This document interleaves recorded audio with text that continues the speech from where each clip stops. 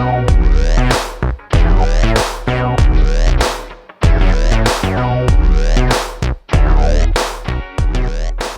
listening to the PR Wind Down Podcast, the show for public relations professionals who are ready to see real change in the PR industry. We are your hosts, April White and Laura Schooler. Let's get ready to wind down.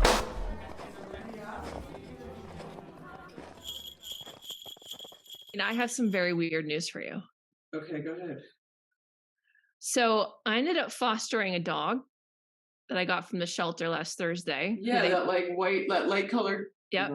Yeah. Little white fluff ball, who they picked up from Tuba City from the Native American reservation. Yeah. As a stray. She's completely feral, never been around people, like very, very skittish. Oh, wow. So far, she's been nothing but sweet and shy. No signs of aggression. I've only heard her growl a couple of times when she got scared, but never seen her snap. Like she's met cats and been fine with the cats. She wants to play with the cats. She's been fine with the dogs. She's been sweet with me. She just doesn't want to be touched yet. But today, for the first time, she actually came up and smelled my hand and smelled my foot and smelled my leg and like showed signs of coming around. And then when I leave her, she whines. So she's getting attached to me, which is very cute. Okay, so it's not like you have some like meat eater. I mean, not human flesh eater. As far Jeffrey as Dahmer didn't move in your house, is what I'm saying. Oh wait, I got to talk about that too. I think that's a perfect segue.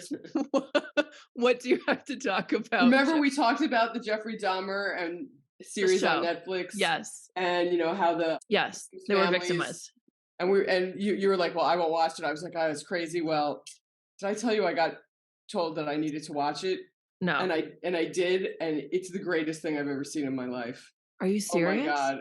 It's unbelievable. It is very hard to watch the first episode. I almost didn't make it, but I powered through. And then you sort of it's such an interesting, because God, I'm so old. I was an adult when this was happening, but I was not paying. It was before social media, so it wasn't like in your face all the time. Like, can you imagine if it happened now? Oh my God. And I was also, I was in school. I wasn't in front of a TV all the time, like, and you didn't have a phone in your hand all the time. So I remember some of the stories of it, but to understand now the beginning to end of how it happened, and the fact that so much of it had to do with the fact that he was targeting mostly gay men who were of color. So nobody ever really gave a shit that all these people were just vanishing out of Milwaukee, which is not that big of a city. It's crazy. So it was about racism. It was about homophobia. It was about all those things. So on a scale of 1 to 10 of darkness. It's so dark. Okay, Breaking Bad on a scale of 1 to 10. Where does it fall? Darkness? Oh, I never watched it. What about Ozark? Did you watch that? No. Really? I mean, I've watched like Deliverance, and I only have like general cable, except sometimes I have Netflix. I can't explain that. I already know what that is. But the acting is, it's like the best thing I've seen maybe in my life. I swear to God, it was so good. And I understand why it's like, for his father, for his family, mother, stepmother, brother, whatever, for everybody, for all the families, that it must be horrific. But it really wasn't just glorifying that. It seemed like a documentary. And I don't know how much of it was, of course, they took a little poetic license, it's Hollywood or whatever. But I do think that they stayed as true as possible to who the victims were and what happened to them. And so it was just this like unbelievable tale of what happened and how he kept getting away with it because he was this like white guy. It's just very interesting how these like psychopaths just know how to manipulate people. That was a lot of what it was about too. Yeah. I mean, people do that, dude. Like, he was murdering people in his grandmother's basement while she was home. So it was just super interesting about how the socioeconomic, the racism, the homophobia, the mental manipulations, all of those things. And the scariest thing about it was how, at least for me, when I was watching it, how you start identifying with different people, with him, with his father, with the victims, with everybody. Like, oh, I could see how that happened. So anyway, I had to tell you that because I knew we promised each other that we were not Never going to gonna watch watch it. it. Well, now Right. you've piqued my interest. And I told myself I would never watch Breaking Bad because it was too dark. And then I got totally hooked on that. And I'm Right. like just finishing season 5 along with Layla, who's decided to watch it with me. But good producing. And it's directed by a woman too, which I thought So was, after I it all over, it was like, who would watch that anyway? yeah. Yeah, I'm admitting it because it was that good that it's not like, All right. Now, if I watch it, I'm gonna have to like post a retraction and I'm verbally on telling our you, the podcast. first episode is the hardest one to power through. Okay.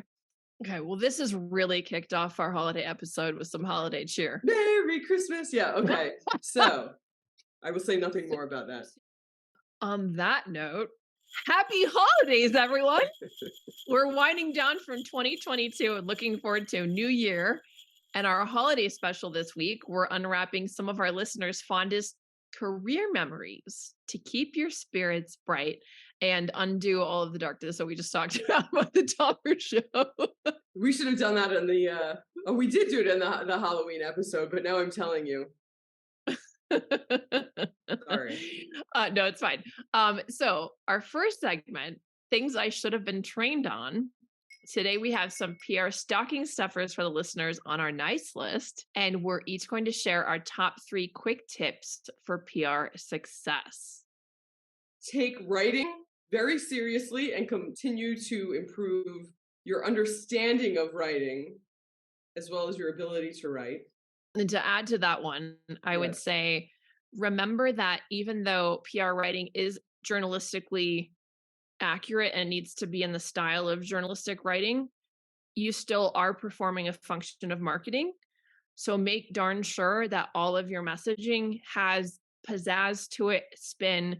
We're not saying like gross spin that's untrue, but you're still framing reality for your readers in a way that's favorable towards the company that you're representing, and you need to make them sound as sexy as humanly possible and as exciting and as grandiose and as, give them that flair and that push. I think a lot of times I see PR writers coming in really flat because I think they're trying very hard to sound objective. And while I understand that, you still have to, wherever possible, put a little bit of color, a little bit of, a little bit of shine, a little bit of bells and whistles and grandiosity to make sure that it actually reads as something that anybody wants to read and not just boring as shit. Mm-hmm. Well, and not just like, humdrum PR, nonsense. So that brings me to my next tidbit is really be proactive in staying on top of where key reporters in your industry that you're, covering, that you're doing work for, and maybe you're working in many industries. So you need to keep on top of the reporters in many industries, but that's, the name of the game because they're bouncing around all the time.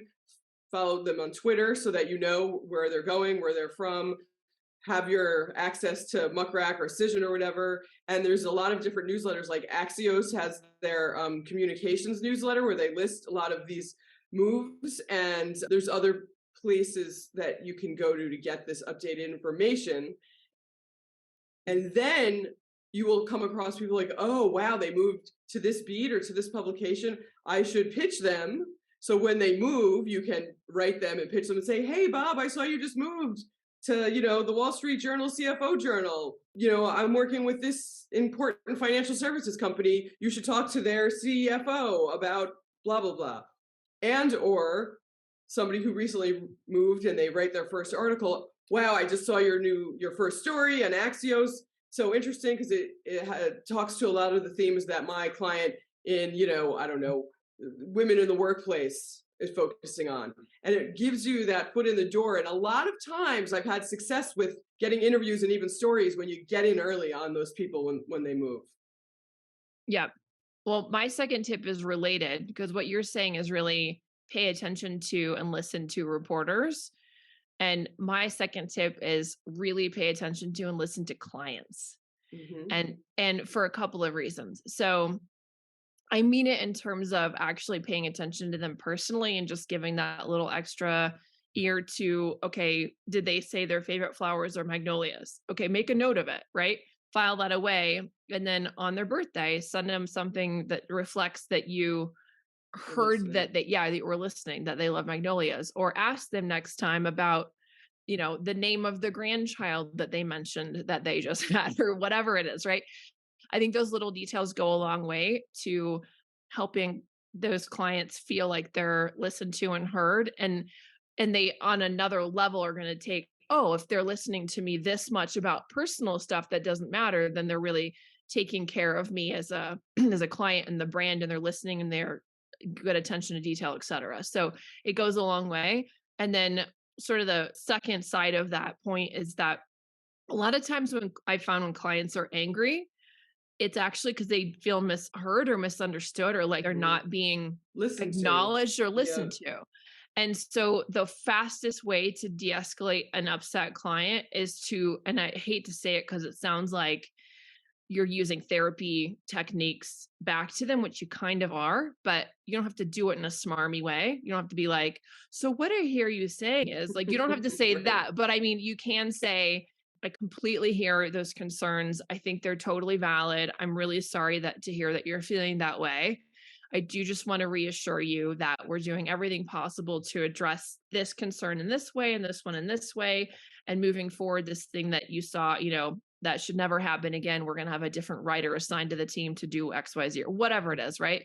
And I think that just telling them that you understand what they're upset about, even if you don't agree and you think it's Right. irrational, goes a very, very, very long way. And it takes that whole adversarial kind of, tension out of the room. Yep.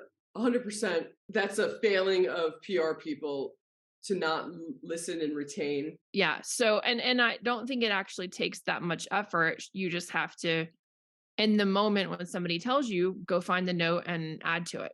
We've talked about this, I think, before. I don't know on the Mm. show, but between us, teams, I mean, everybody, I was going to say junior people, but everybody should do this. But I feel that junior people have to be told this. Provide as much detail as possible in every communication with your internal team and with your client. And I see it a lot, like, hey, yeah, that interview with that reporter at that financial publication. Okay, what interview with what publication, with what client, with what reporter, on what day? Like, oh yeah, we're going to do that on December 3rd. Okay, well, what day is December 3rd? Like, don't make people have to go back and find the details. You need to provide the details. And if you do it all the time, then you remember, everybody else knows. There's no excuses, that, yeah, well, I didn't know, I didn't Mm. understand.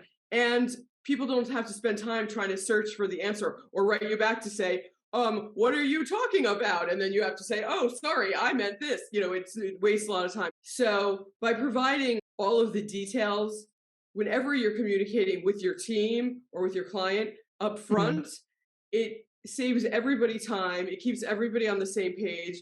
It lessens the amount of emails. It lessens the amount of back and forth. It lessens the amount of time, and it allows people to not have to go and say, "Oh, wait, what day is December 5th? What report? What publication did they talk to? A week and a half ago." Put it in there, and it seems like you're spending more time, but in the long run, you will be spending less time, at least collectively, and it's just better client relations, it's better inter-team relations. And I just think that it helps, especially when you have, I think, younger people who don't necessarily understand. It continually reminds them. And then when you have older people like me who can't remember things as well, Yeah. it just keeps everything moving along. Yeah. Yeah. I like that. I think that makes a lot of sense. It's sort of similar to my third tip, which Yes. is which is interesting. And that my third tip is be as resourceful as you would be in a freaking escape room. Because usually what I see happen is people are asking for things that they either have access to, can Google as quickly as they can ask a colleague, and can figure out on their own before asking the client for additional information. which then inspires everyone around you to feel like you're doing the heavy lifting whenever humanly possible, and that Right. you've got your shit together. So I think that's true regardless of what you're doing. I sort of learned this technique by doing technical writing, Yeah. which is something I've talked about in the past, but basically doing technical writing is like putting together a giant puzzle. You don't understand any of what you're reading about until you start putting it into plainer and plainer English. And then, okay, let me pull that thread. What does this piece of it mean? Okay, then let me go figure out, okay, so now that I understand calibration and welding or whatever it is, now let me, okay, Google that, do some reading. Okay, now I understand that. Now I understand this paragraph. Cool. Next one. And then there's like another piece that you don't It's understand. It's it's like, interesting. I had this happen to me today. I'll admit it. There was something that was above my understanding of a pretty technical nature. And the client kept saying, well, write it in a way that you need it. And I kept saying, okay, this is what we need. And it's because I really didn't understand it. And the client sent me a link to a website. I was like, yeah, I know. I can Google too. I need you to tell me how this works for your company and why you made this, announcement or whatever and what that, and they would not give me any information. And I think it's because they didn't know either. that's usually why. Did you try the fake reporter trick? Well, I don't know. Maybe I did. What is the fake reporter The, tricks? I so tried a few different ways. I can't believe I'm admitting this, but I am admitting it. So sometimes clients like that Oh, that won't give you any information, you discover that the only time they give real information that makes any sense is in an interview where their feet are forced to the fire and now mhm. it matters. And so therefore, oh, good. Now they're finally telling a reporter everything that I've needed to know for the last 3 months. And so sometimes you can land them an introductory interview and you can get the information that you need to continue to do your pitching. But other times you have so little that they won't do it until they get an interview, in which case You pretend sometimes that you have, you have a fake interview with right. somebody that's a journalist that you're a friend with, or maybe it's a real interview or it's like a favor Or interview, what I'm or gonna it's say a is be like, it's a freelancer. right. Or I thought you were gonna say, hey, I have a reporter who asked this question I've also done that. But it's better to to do actually, if they yeah. really won't tell you stuff, Right. it's better to get them No, on the you're phone, 100% right, force because them to give an that answer. was my problem. It was almost an interview situation. And I was like, this is what a reporter needs. And the client kept saying, well, here's the link to something I Googled. Right. So then you need to have somebody ask them, because this is Yeah. the problem with doing it yourself Interesting. is that then they can feel once again like you're adversarial rather than on their team, an extension Yep. of their in-house Or like, marketing unit. why don't you know the answer to this kind of thing? Like, And they what, we think hired you're you to know everything, right? exactly. They either think you're a moron or they think that you're being difficult.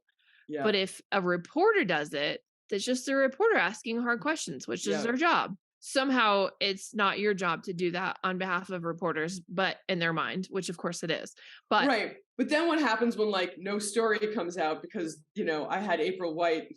well, you just have to say it's a background interview. They just want Right. some information and make sure that it's not that a story is promised. I don't know if I could do that because I'm so bad at that kind of, but I understand what you're saying. Well, if you have an actual freelancer friend or a Right. journalist friend, Yeah. then you can, kind of Yeah. call in a favor and just be like, hey, I don't expect you to write a story, but can you please, Yeah. Interview this person for 15 minutes.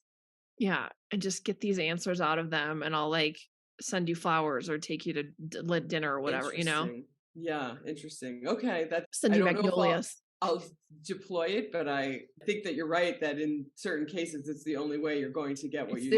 It's the only way. That's, I've tried everything. I would never have resorted to that if I yeah. hadn't tried everything else, but Right. Well, that is that. it's a wrap. Let's put a Christmas bow on it. A wrap. Like a Okay. wrapping gift. Yeah. So cute. Okay. Should we move on to news? Okay. Laura found this article. Agencies decry unfair payment terms and Keurig Dr. Pepper PR retainer. And Laura, tell us what this is about. This is freaking insane.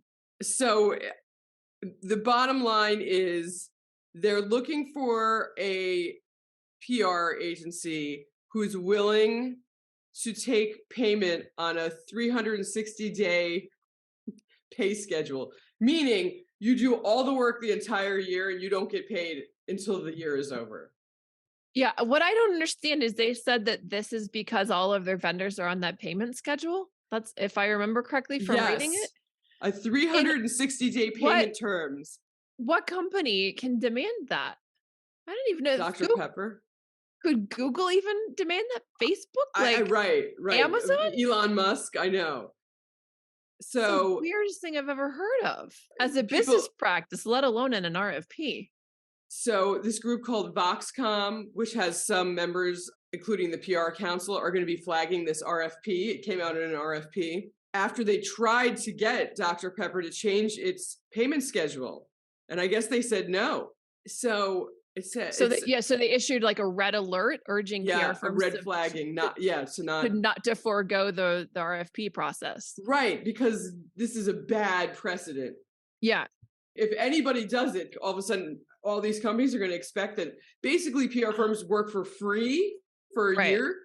What PR firms could afford this anyway? But then the question is like, I wonder if that made the one, because then are you down to one contender that gets it because everyone else pulled out except like the one, holdout that won't be part of the ban against the RFP, and then they win this huge account. But so how are you paying your staff? How are you allocating your resources? How are you, monitoring your workflow? How are you motivating anybody? Yeah. When nobody's getting paid? And what if you lose during going into a probable recession, 3 of your key clients, and you actually have to go out of business? Then everybody's screwed. It is the craziest thing I ever heard. It's so crazy. So I don't know, is this, what's to come? I guess we have to see, how this shakes out. I mean, it can't be what's to come because nobody can afford to do it. But good for them for trying. I mean, that's ballsy to even. I mean, I'm sure a ton of that. Agencies would, want to do it, but under those circumstances, I cannot even imagine. Only the biggest agencies could even afford to do that. But can they even? Probably not. I mean, and I don't know what the retainer is, but what if we're talking about, an $80,000 a month retainer? P.S. I didn't understand that Keurig merged with Dr. Pepper at some point. That's like either. A very weird corporate. You think they could have? Is that the coffee and the soda? Is that right? Well, they probably weren't paying a PR firm to make that announcement. That's why we never heard. Yeah, this is insane. I don't know what to say about this. It says in the story that agency leaders are reporting that big pharma, healthcare retailers, foreign tourism boards recently started circulating RFPs requiring agencies to wait up to 6 months for full payment. So apparently it's already started happening in other industries. I don't understand. And I wonder why? What would the rationale be if you said, well, why do we have to wait 6 months? I mean, is this like an economy thing where they just don't have the money right now and they're hoping that they will? But the problem is any agency owner knows that even if you have a contract in place, if a client doesn't pay you for 6 months and then you go after them and then you say, sorry, we don't have the money or whatever, then suing them is such a process. Depending on the size of the retainer, usually it's going to be way too big for small claims court, which then means you have to pay for filing plus attorney fees. That also means that even if you collect the summary judgment in your favor, that collecting the money isn't necessarily a slam dunk, because what if they don't have it? It's like having then that you got to get a sheriff to go get it or put a thing on their accounts. It's a whole nightmare that. Right. And small claims, you can only get like 5 or 10 grand, depending on what state you're in. And if they owe you 800,000, who cares about small claims? Right. It doesn't, it's a moot point. And so then at that point, you're suing for a ton of money that even if you have the piece of paper saying we win, doesn't mean you're ever going to see a dime of it. So, I mean, that's why for a small agency or a mid-sized agency like us, it's just not doable, because a lot of the big agencies and if you've got contractors in addition to staff, right, you literally have to paid them for the work that they did. Right. that you're never going to recover, but right. you still had to pay them. So you're behind. I also wonder, most of the big It's a agencies are big gamble. owned by publicly traded entities, WPP and all of that. Can a publicly traded company even take that on? Is That that risk? right? Would that even be allowed in the rules of how you have to operate your business if you're publicly traded? I don't know, but I mean, I'm just asking that question because I can't imagine that shareholders would be like, cool, yeah, sure, spend all this money and don't get paid for it. We love that. Okay, there's a new article from 7 hours ago. Keurig Dr. Pepper defends agency payment terms decried as corporate bullying. They're defending the search process for a new public relations agency following industry pushback, according to PR Week. The marketer's request for proposal has become a flashpoint of controversy due to the 360-degree payment terms, meaning the winning firm could not get its full payment for nearly a year. So you have to take a loan to do the business? Insane. Foxcom, a group representing leading agency trade bodies, called the ask an egregious display of corporate bullying. But Keurig Dr. Pepper is standing its ground, resurfacing old questions around how much power agencies wield when dealing with demanding clients. They aren't appearing to budge, Vicky Drawn, Vice President of Corporate Communications for Keurig Dr. Pepper, told PR Week in a statement. We have a history of mutually beneficial partnerships with a multitude of agencies, from large multinational ones to small niche-focused shops, and we will continue to meet the needs of Keurig Dr. Pepper and our agencies. I would not want to be in her shoes, man. No. Oh my God, she's like the enemy of every corporate communications and PR person now. This is bonkers. Who is this woman that would say that as a corporate communications person and not be worried about like never having another job in her life? Vicky Drawn. Wait, say what she said again. We have a history of mutually beneficial partnerships with a multitude of agencies, from large multinational ones to small niche-focused shops. And we will continue to meet the needs of Keurig Dr. Pepper and our agencies. Meet the needs. It's weird. I don't even know what this. No, I'm gonna look. I would not. I mean, I would not like to be her having to support this insane. Oh my God, she's VP. This is even funnier. On her LinkedIn, it says she's VP of Corporate Communications and Philanthropy at Keurig Dr. Pepper. Oh my God. Well, right. Was this her idea, or is it the CFO's idea? I mean, it can't possibly be, but then she's the one who has to deliver the message, right? I mean, it could have been hers. I hope to God it's not hers. I feel sick just talking about this. Should we move on to, you had another news story that you wanted to bring up quickly. Yeah, I quickly mentioned that Semafor, that new, it's sort of Substackian. Maybe it's the Substack. Substackian. It's like, it's a daily by email Bill about Spindle. global news. Yes, like Axios or Morning Brew, like the morning, or the New York Times, like morning newsletter. And this one, Semafor, is new. And I think we talked about it a little bit a couple of episodes before this one, that it's acquired some very high level writers who have defected from the New York Times and others, come together, and it's very global in nature. And it's to me, I feel like it's a little bit of a mixed bag, and I don't really see its clear mission. But anyway, that's not the story. The story is that one of their reporters, who was writing about climate change and sustainability, ESG type issues, quit.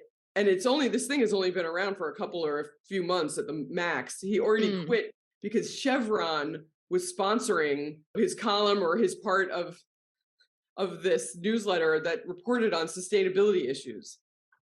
So, like, how are you being a journalist talking frankly about the issues of the environment when Chevron's like, here's, I don't know, tens of thousands of dollars, you better be nice to us, right?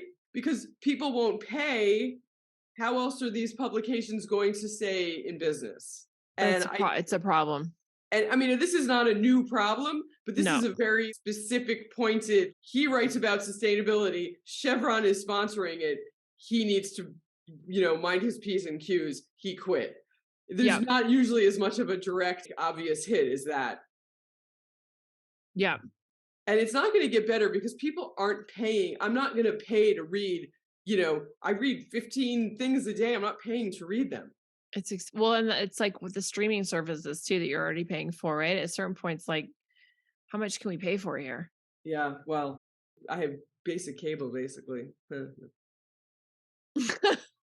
And sometimes Netflix, Right. mysteriously. I do pay for HBO. I don't even have Amazon Prime.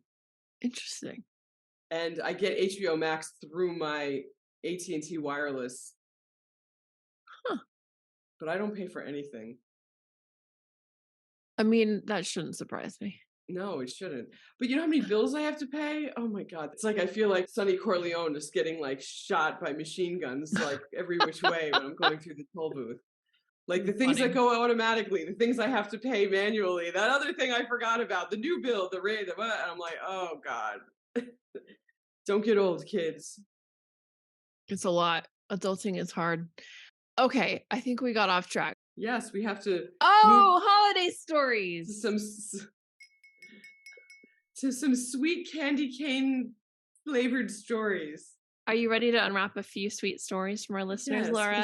sugar plums dance in everybody's head. So we're doing something different for our holiday episode. We are replacing our usual tales of PR horror with some anonymous stories about your favorite career moments. Aww. Should we unwrap our 4 submissions? Okay, holiday story number 1. Wee!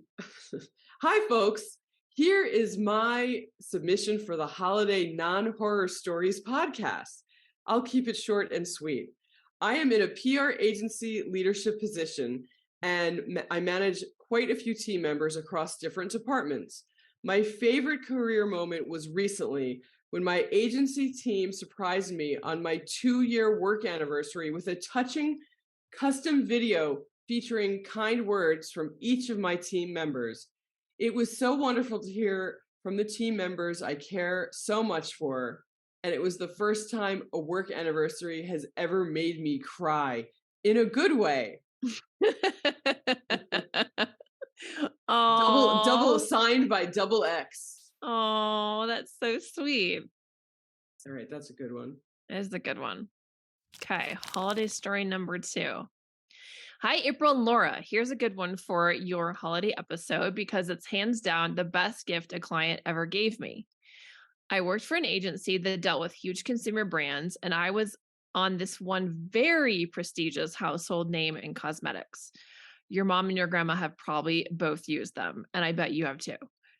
We've all heard of performance bonuses, right? Well, this was even better in my opinion.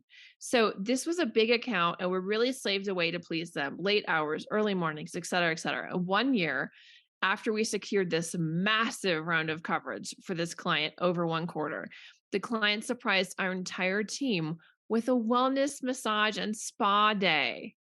It was unreal. Felt like a movie and was definitely one of my favorite client moments. Cheers, luxury lady. Oh, I love that. That's amazing. So sometimes clients can be great. I'm like so Ebenezer Scrooge. I know you're like hating this. It's like you're like, I Okay. need to go back to watching Dahmer. Shut up. This. It's way too shiny for me. I did work for people in-house, and I've gotten like gifted massages and spas and stuff like that many years ago. It's not really my thing, but I did it and it was nice. I like the money better. Okay. So here's holiday story number 3. Okay. Hey ladies, here's a sweet story for you. I once had a big idea for a client, like a really big idea, bigger than I knew how to execute, to be perfectly honest. I had only done B2B PR at the time, but the idea I had for this multi-dimensional campaign was different. It was big and creative and involved a contest element that culminated with an event at the Rainbow Room in New York City. There, all of the contestant finalists would learn where they placed gold, silver, bronze. I found an external vendor to help with the contest execution. They were responsible for helping find contestants and getting them to enter the contest, etc. Thank God. But I realized somewhere in the middle of it all that there was no way I knew how to execute the event at the Rainbow Room. I didn't even know what a run of show was at the time. I was working tirelessly on this campaign since it was my baby, but I was officially in over my head. I had to cry uncle. So I raised my hand to my boss at the time, and he immediately got someone from the consumer team to help out. Phew. Her name was Lauren, and I had never even seen her in the building since she works on the floor below us. But Lauren turned out to be an absolute rock star and jumped in with both feet to deliver on this big idea as if it was her own. The event went off without a hitch, and the campaign generated placements in Good Morning America, People Magazine, and other top-tier media outlets. Exclamation point times 10. But I would never have survived this without my boss getting me help or Lauren jumping in so eagerly. And we are still friends to this day because of it. Every once in a while, bosses and coworkers can surprise you by being even more awesome than you expect. Well, that's a good one. You didn't hate it? No, I like it because the fact that people jumped in and helped and actually knew what they were doing and, did it. Yeah. And the great success that's because to me, that's very relieving. Because I put myself in the position of the person who was like, oh no. Yeah. I was put on something where you're like similar that really was consumer oriented when I was too young and too whatever. And had they not sent the consumer person with me, it would have been the worst fail. Like the earth would have flown off its axis. And I realized it at the time too, similarly. I love when people actually rise to the occasion and jump in and help you, especially if you're a person that doesn't ask for help usually. Right. And then it's like people surprise you. Oh, they will help if I ask. That's something I relate to for sure. So it's cool when it's like, oh my God, I didn't have to do this all by myself. People actually. And it's also interesting when you are really passionate about a really, cool new creative idea, people will jump on board and pull rabbits out of hats that you can't even imagine. Yeah. Yeah, it's a self-fulfilling positive experience. Yeah, because people are excited to be part of it. Yeah, I love that. Very cool. All right. Holiday story number 4. Hi, April and Laura. First of all, I just want to say I really love your show. Aw. Thank you for making shop talk, dare I say, fun. Okay, so here's my story. I was working under this very talented media relations director as an AE. And this agency had a pretty serious hierarchy, so I was pretty much only allowed to touch media lists and agendas, mostly admin stuff. I was really intimidated by my coworkers. They were cutthroat and talented, but there was not a lot of mentorship at this place. It was kind of like, good luck, keep up or get out. Anyway, this director called me one morning and said, hey, account manager is out sick for a couple of days and the client is not happy, so we can't afford to slow down on this account. Have a new pitch angle in my inbox by noon so we can get moving on this week's outreach. I was so terrified, especially be getting feedback right from the director instead of my usual manager. She was no nonsense and very curt about feedback. I spent probably too long researching trends and stats and created a pitch for some really niche trade press. It was techie stuff. And so I was worried about using the wrong language or misrepresenting the product. And after a couple of hours, I hit send. At about 15 minutes past noon, my director called me again. She said my pitch was excellent, solid, succinct, and well-researched. She even praised me for the creative angle, and she told me that she'd make sure my other managers knew it was time for me to start pitching. She made some small changes, and I even ended up getting some coverage with the pitch. After that, she really took me under her wing as a mentor, and I eventually made AM, big thanks to her. In such a competitive agency, it was nice to feel seen by someone higher up who usually didn't even bother with me. It was like finding a narwhal. It was like finding a narwhal in a sea of sharks. Happy holidays. That's a good one too. That is great. I love it. Oh, these are good. Yeah, no, they're all good. Even though I made fun of the one. It's good. They're all good. It's nice to hear like there's nice things that happen to people in the industry. To your point, it doesn't happen often. So it's like,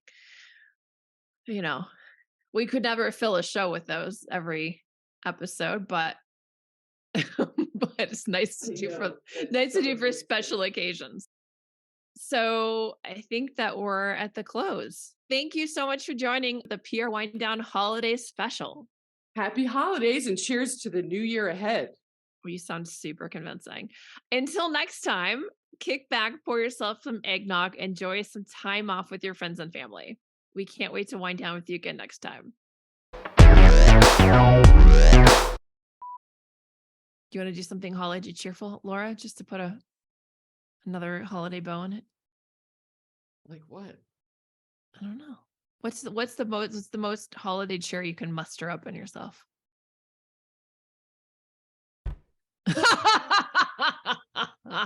Okay, for those who didn't see what just happened, she just crashed her head into her desk.